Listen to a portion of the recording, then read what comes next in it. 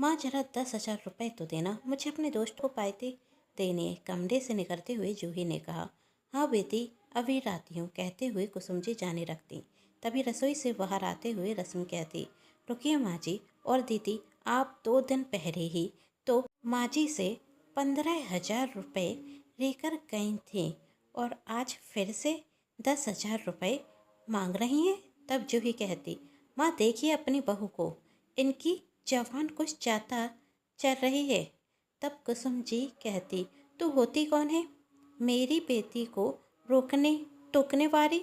तेरे मायके से पैसे नहीं मांगे उसने जो तू मना कर रही है। तब रश्मि कहती, माँ जी, कल मैंने करती से सब्जी वाले को 10 रुपये ज़्यादा दे दिए थे तो आप मुझे पैसों का महत्व समझाने रही थी और आपकी बेटी हर दिन हजारों रुपए पानी की तरह बहाती है तो आप उन्हें रोक नहीं रही हैं। और मैं तो दीदी की भलाई के लिए कह रही थी। और जरा आप ही सोचिए, दीदी हर दिन इतने पैसों का करती क्या है? कहीं इन्हें कोई गलत रत रख गई तो, या कोई गलत संगति में पड़ गई तो? भाभी आप चुप रहिए, जूही ने चिल्लाते हुए कहा। तभी कुसुम जी अपनी बेटी में जोरदार थप्पड़ लगाती और रोते हुए कहती, चुप तू कर, तेरी भाभी इस घर की मालकिन है, जैसा वही कहेगी वैसा ही होगा। जब तेरी भाभी ने मना कर दिया तुझे पैसे देने से तो मैं कौन होती हूँ तुझे पैसे देने वाली? बहू, हमसे गलती हो गई, हमें माफ़ कर दे। इस गलती की सजा में हमें घर से बाहर मत निकाल देना। यह रे तिजोरी की चाबी का गुच्छा, इसे अपने पास रख। अब आप सभी सोच रहे होंगे यह बतलाव कुसुम जी में आया कहाँ से? दरअसल उन्होंने अपने सौतेले बेटे रोहन को आते हुए देख लिया था, जिसे देख उन्होंने पूरा पासा पलट दिया। तभी रोहन कहता, यह सब क्या हो रहा है और माँ आप क्यों रो रही हैं? तब रश्मि कहती, अब समझ आया कि आप में इतना परिवर्तन कहाँ से आया। आपने रोहन को आते हुए देख लिया था। तभी कुसुम जी कहती, बहू मुझे इस संपत्ति से कुछ भी लेना देना नहीं, पर मेरे बेटे के मन में मेरे प्रति नफरत तो मत भर। तब रोहन कहता, क्या हुआ, कोई मुझे कुछ बताएगा भी? तभी जूही ने कहा, भैया मैंने माँ से अपने कॉलेज की फ़ीस के लिए 10,000 रुपये मांगे दिए तो भाभी गुस्सा होने लगी और कहने लगी कि दीदी पर इतने पैसे रुताने की कोई ज़रूरत नहीं। भाभी ने तो यह तक कहा कि दीदी को पढ़ा लिखा कर करना क्या है, कल के दिन दीदी को शादी कर चला जाना है और संभालना तो अपना ससुराल है, फिर व्यर्थ में पैसे खर्च क्या करना? नहीं रोहन, जो ही आगे कुछ कहती उसके पहले ही कुसुम जी कहती, हाँ बेटा मैं जानती हूँ तेरे स्वर्गवासी पिता ने यह सारी संपत्ति तेरे नाम की है। मुझे और मेरी बेटी को इसका कोई मोह भी नहीं। अब जैसा तेरी पत्नी कहेगी वैसा ही होगा। और आज के ज़माने में तो पत्नी आने के बाद बेटा अपनी सगी माँ को भूल जाता है, तो मैं तो सौतेली हूँ। कहते हुए कुसुम जी ने 2-4 आंसू और बहाए। तभी रोहन कहता, ऐसा नहीं है माँ, मैंने तो अपनी सगी माँ को देखा नहीं, आपने ही तो मुझे माँ का प्यार दिया है। आप ही मेरे लिए सब कुछ हैं, आपसे बढ़कर कुछ भी नहीं। रश्मि से गलती हो गई, उसे माफ़ कर दीजिए। कहते हुए रोहन रश्मि से माफ़ी मांगने को कहता। तब रश्मि कहती, माफ़ी किस बात की माफ़ी? आपकी बहन और आपकी माँ दोनों झूठ बोल रहे हैं।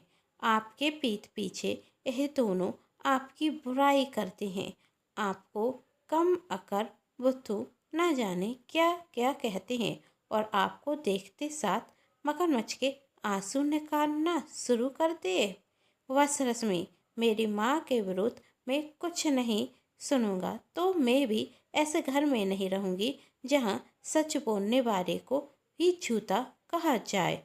कहते हुए रश्मि अपने कमरे में चली जाती और सामान पैक करने लगती और थोड़ी देर में सामान पैक कर घर से चली जाती। वह जाते वक्त रोहन की तरफ भी देख रही थी, पर रोहन ने उससे रुकने के लिए नहीं कहा। रश्मि की आंखों से आंसू बहते जा रहे थे और ड्राइवर रश्मि की गांव की ओर बढ़ा रहा था कि तभी रश्मि की कार के सामने दूसरी कार आकर रुकती। दूसरी कार से मोहन अंकल उतरते। रश्मि उन्हें देख कार से बाहर आती और उनके पैर छूते हुए कहती, अंकल यदि आप मुझे उस घर में फिर से लेने के लिए आए हैं तो मैं उस घर में कभी नहीं जाऊंगी। आप नहीं जानते रोहन की माँ और बहन कितनी ड्रामेबाज हैं और रोहन है कि अपनी आंखों में उनके प्यार की झूठी पत्ती बांधे हैं। मैं सब जानता हूँ बेटी, और मैं वह भी जानता हूँ जो तुम नहीं जानती। मैं क्या नहीं जानती अंकल कि मैंने तुम्हारी शादी रोहन से इसलिए कराई कि तुम उस चारवाज माँ का सच रोहन के सामने लेकर आ सको। क्या मतलब अंकल? रश्मि ने पूछा। बेटी, आज मैं तुम्हें रोहन का अतीत बताने जा रहा हूँ। उसे जानने के बाद भी तुम्हें लगे कि तुम्हें रोहन का साथ छोड़ चला जाना चाहिए तो मैं तुम्हें नहीं रोकूंगा। रोहन जब पैदा हुआ तो उसकी माँ ममता जी इस दुनिया से विदा ले चुकी थी। रोहन के पिता जयप्रसाद, मेरा दोस्त, अकेले अपने बेटे का ख्याल नहीं रख पा रहा था। उसे रोहन के साथ अपना बिजनेस भी देखना था, इसलिए रोहन की परवरिश के लिए वह ममता भाभी की चचेरी बहन कुसुम से शादी कर देता। यह सोचकर कि मौसी जब माँ बनेगी तो वह रोहन को ज़्यादा प्यार देगी। ममता भाभी के जाने के बाद रोहन कुसुम के पास ही जाता रहता था, तो हम सबको भी लगा कुसुम उसे अपने बेटे की तरह ही प्यार करेगी, पर ऐसा कुछ नहीं होता। कुसुम का रोहन के प्रति माँ का प्यार नाटक था। मेरे दोस्त की जायदाद की मार्किन बनने के लिए जब तक मेरे दोस्त को यह सच पता चला तब तक बहुत देर हो चुकी थी। मेरा दोस्त अपनी जिंदगी की आखिरी सांसें ले रहा था। उस आखिरी वक्त में वह रोहन को कुसुम का सच नहीं बता सका, क्योंकि कुसुम ने रोहन और उसके पिता के बीच दूरी बना दी थी। बस उस आखिरी वक्त में मेरे दोस्त ने कुसुम का सच जानने के बाद वकील को बुलाकर सारी संपत्ति रोहन के नाम कर दी और यह लिख दिया, जब रोहन की शादी होगी तभी वह इस संपत्ति को बेच सकता है। शायद मेरा दोस्त जानता था कि कुसुम इतनी चालाक है कि वह भोरे भारे रोहन से सारी संपत्ति अपने नाम करा लेगी, इसलिए उसने यह अधिकार उसकी होने वाली पत्नी को दिया। इसलिए मजबूरन कुसुम को रोहन की शादी करनी पड़ी और वह रोहन के लिए ऐसी लड़की चाहती थी जो उसकी तरह कम पढ़ी लिखी, भूरी भारी हो, जो उसके इशारों पर नाचे। और मैं यह बात अच्छे से जानता था कि यदि रोहन की शादी किसी भोरी भारी लड़की से हुई तो वह रोहन और उस लड़की से सारी संपत्ति अपने नाम कराकर उन्हें धक्के मारकर घर से बाहर निकाल देगी। इसलिए मैंने तुम्हारी शादी रोहन से कराई और कुसुम को यह विश्वास दिलाया कि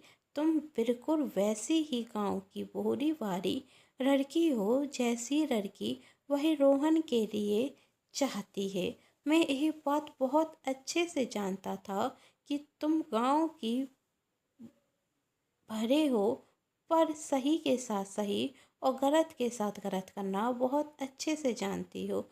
रोहन के साथ जो उस घर में अन्याय हो रहा है उसके विरुद्ध तुम लड़ सकती हो और उससे भी बढ़कर किसी भी हालात में तुम अपने पति का साथ नहीं छोड़ोगी। बेटी, रोहन को बचपन से किसी का प्यार ही नहीं मिला और कुसुम ने उसे अपने झूठे माँ के प्यार में इस तरह फंसा कर रखा कि वह उसके विरुद्ध कुछ सुन नहीं सकता। और बेटी, यह बात मैं यकीन से कह सकता हूँ, तुम्हारे घर छोड़ने का दुख रोहन को उतना होगा जितना तुम्हें है। और कुसुम तो चाहती है तुम्हें रोहन की जिंदगी से दूर करना, क्योंकि तुम उसके लिए सबसे बड़ा कांटा थी। इसलिए तुम्हें निकाल कर फेंकना उसके लिए ज़रूरी है। आज वह बहुत खुश होगी। आगे का फैसला तुम्हारा है बेटी, तुम्हें जो ठीक रखे वही करना। अब क्या होगा रश्मि का फैसला जानने के लिए कहानी का अगला भाग जरूर देखें, जिसके लिए कर लीजिए चैनल को सब्सक्राइब, क्योंकि जब भी मैं लेकर आऊँ इस कहानी का नया भाग तो आप सभी को पता चल सके। कहानी पसंद आने पर चैनल को सब्सक्राइब, वीडियो को लाइक एंड शेयर जरूर कीजिएगा। Thanks for watching.